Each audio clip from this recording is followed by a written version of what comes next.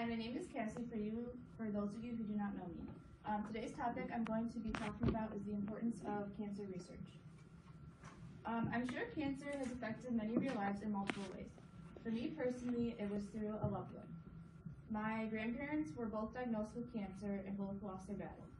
Cancer is a silent killer that is still in the running. I'd like to tell you a story about a woman named Gloria. Gloria lived a short life. She was diagnosed with leukemia in 2003, and she thought she could win her battle. However, when she became more sick, the doctors realized that there was a problem. She had been misdiagnosed. She actually had lung cancer, and she could not win her battle. In 2009, she lost her battle with cancer at age 65. Cancer has not only taken Gloria's life, but millions of lives of the others. According to cancer research article Nature Science, 148 countries show that the incidence of cancer increased from 12.7 million in 2008 to 14.1 million in 2012. That's a 1.4 million cancer incident increase in just 4 years, and still is projected to raise to 25 million in the next 2 decades. The cure for cancer has not been found, yet millions of dollars have been spent on cancer research. I'm sure you're all wondering the same question I am. If we've spent so much money on cancer funding, why hasn't a cure been found? Well, it all comes to the question of, where is cancer funding going? Cancer research funding has gone to creating cancer research centers. Since 2014, there has been 280 cancer research centers in the world. Cancer research centers have a significant budget that is dedicated to find effective approaches to diagnosis, treatment, and prevention. Millions of dollars have been spent on cancer research, and yet we still have not found a cure. Cancer is the #1 research area, and it receives the largest funding of science funding.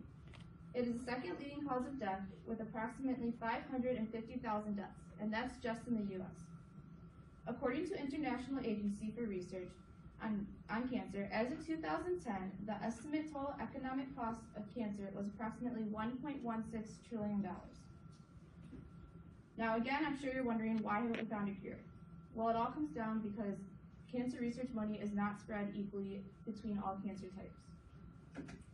Lung cancer causes the most cases of cancer than any other type, yet research money is being used towards other cancer types. Lung cancer accounts for 32% of cancer deaths, but is only receiving 10% of cancer funding. Lung cancer receives less funding than breast cancer, leukemia, and prostate cancer. And I'm sure you're all thinking, well, yeah, that's true. People who have lung cancer are usually ones who bring it on themselves by smoking. Although you may think that, that's actually not true. Referring back to the story I told you earlier, Gloria did not smoke, but she still received lung cancer. There's still that chunk of people who receive lung cancer but do not smoke. Now, to find a cure, we need to improve our funding for cancer research. There is currently treatments available for cancer, but there is no definite cure. Cancer is the most challenging and least understood. Treating cancer is more complex than breaking an atom or sending a man to the moon. The amount of money spent on cancer research continues to increase year after year. With even distribution between cancer research funding, one day a cure could be found and more survivors would survive. Just like my grandmother Gloria, being informed about cancer research will increase the number of survivors and decrease the number of people who never make it to the finish line.